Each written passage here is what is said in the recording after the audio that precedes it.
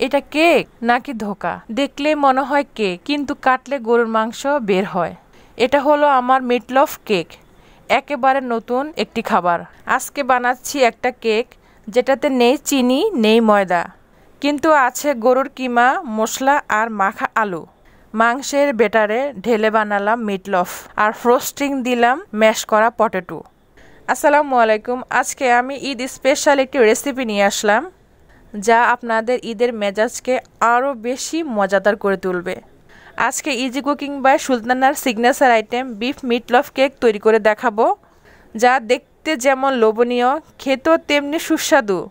Beef meatloaf cake তৈরি করতে যা যা উপকরণ লাগবে: গরুর কিমা 500 গ্রাম, ব্রেড ক্রাম্বস 1 কাপ, ডিম 2টি, পেঁয়াজ কুচি 1 কাপ, রসুন কুচি 1 কাপ, দুধ 1/4 কাপ, লবণ স্বাদ মতো, গোলমরিচ গুঁড়া 1 চা চামচ, টমেটো সস 3 টেবিল চামচ।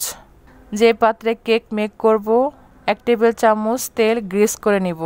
ম্যাশ পটেটো ফ্রোস্টিংয়ের জন্য নিয়েছি 3টি সিদ্ধ আলু, মাখন 2 টেবিল চামচ, দুধ 1/4 কাপ আর স্বাদ মতো লবণ। এটা সম্পূর্ণই অপশনাল, আমি ডেকোরেশনের জন্য নিয়েছি। এবার একটি মিক্সিং বলে দিচ্ছি গরুর মাংসের কিমা, পেঁয়াজ কুচি, রসুন কুচি, ভেঙে নেওয়া 2টি ডিম, স্বাদ মতো লবণ, দিচ্ছি কালো গোলমরিচ, 3 টেবিল স্পুন টমেটো সস, দিচ্ছি ব্রেড ক্রাম্বস। আর এই ব্রেড ক্রাম্বস আমার বাড়িতে বানানো পেজে দেওয়া আছে, দেখে নেবেন। সবশেষে 1/4 কাপ দুধ দিয়ে ভালো করে মিশিয়ে নিব। হাত দিয়ে চেপে চেপে মাখলে ভালো হয়। কেক বানাতে একটি টিফিন বাটিতে বেকিং পেপার দিয়ে তেল ব্রাশ করে নিয়েছিলাম। এখন বাটিতে মাংসের মিশ্রণটা ঢেলে নিব। মিশ্রণটা এভাবে ভালো করে চেপে বসিয়ে দিব। আজকে আমি চুলায় কেক কুক করব। সসপ্যানে পরিমাণ মতো পানি দিয়ে একটি স্ট্রেনার বসিয়ে দিলাম।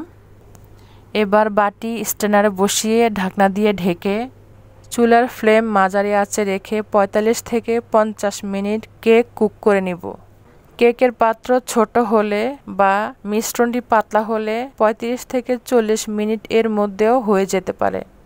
মাঝপথে 30 মিনিট পর আমি কাঠি বা ছুরি দিয়ে চেক করে নিব। কিমা কিছুটা কাঁচা আছে, আমি আরও 10 মিনিট বেক করে নিব। কাঁচা কিমা থাকলে লেগে থাকবে, আর হয়ে গেলে পরিষ্কার বের হয়ে আসবে। 10 মিনিট পর আমি আবারও চেক করে নিব কেক হয়েছে কি না। কাঠিতে কোনো কিমা লেগে নেই, একদমই পরিষ্কার।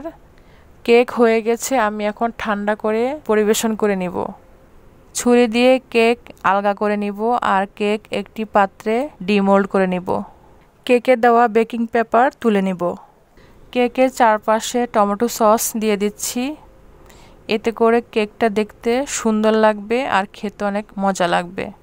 সিদ্ধ করে দুধ দিয়ে যে আলু ম্যাশ করে নিয়েছিলাম, লবণ মাখন মিশিয়ে ক্রিম তৈরি করে নিব। এবার কেকের উপর ফ্রোস্টিংয়ের মতো ছড়িয়ে দিব।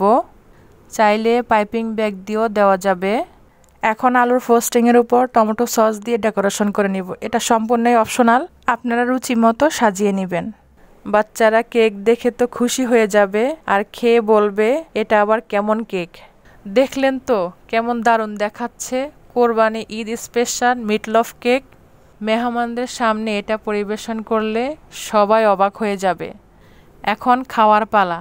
রেসিপি ভালো লাগলে আমার চ্যানেলটিকে সাবস্ক্রাইব করে দিবেন, আর ফেসবুক পেজ থেকে দেখলে ফলো দিয়ে লাইক কমেন্ট করে শেয়ার করে দিন আপনাদের প্রিয়জনের সাথে। সবাইকে আবারও ঈদের অনেক অনেক শুভেচ্ছা। তো দেখা হবে নতুন কোনো রেসিপিতে। আল্লাহ হাফেজ।